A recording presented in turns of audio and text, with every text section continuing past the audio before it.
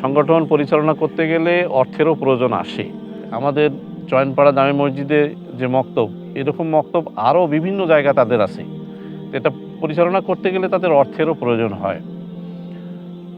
তো পরিচালনা, সংগঠন, অর্গানাইজেশনের যে নেতৃত্ব দেয়, এর নেতৃত্বের উপরেই এটার স্থায়িত্ব, এর সুনাম সব কিছু নির্ভর করে। আমার মনে হয় এটা যদি উত্তর বৃদ্ধি পায়, তাহলে বৃদ্ধি পাওয়ার পিছনে সঠিক নেতৃত্বের প্রয়োজন, তার পাশাপাশি অর্থের প্রয়োজন। আমরা যারা আছি,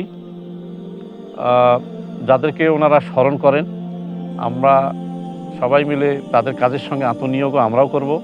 সেই সঙ্গে শারীরিক থেকে মতামতের ভিত্তিতে অর্থটাও যদি আমাদের সামর্থ্য থাকে, তাহলে অর্থ দিয়েও আমরা ইনশাল্লাহ সাহায্য করব, যাতে করে তাদের কাজটা সহজ হয়। তারা তো আর বিভিন্ন খাতেই তো বিভিন্নভাবে আমরা পয়সা নষ্ট করি, আর তাদের যে কাজগুলো, এটা তো আমরা দেখতেছি যে তারা ভালো কাজেই করতেছে, আমাদের চোখে দেখা। তো ভালো কাজে অর্থ ব্যয় করতে আমাদের সমস্যা কোথায়?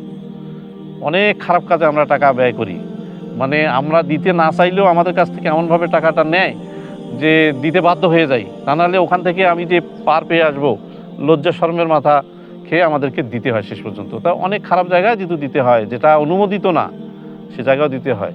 অতএব আমার মনে হয় এই ধরনের প্রতিষ্ঠান, যেটা সমাজ সংস্কার কাজে নিয়োজিত, সই আকিদায় ইসলামকে আমাদের ধারণ করার জন্য তারা যে ব্যবস্থা গ্রহণ করেছে, তৃণমূল থেকে শুরু করেছে, আমার মনে হয় এই জায়গাগুলো আমাদের ব্যয়ের একটা খাত তারা নির্দেশ করে দিয়েছে।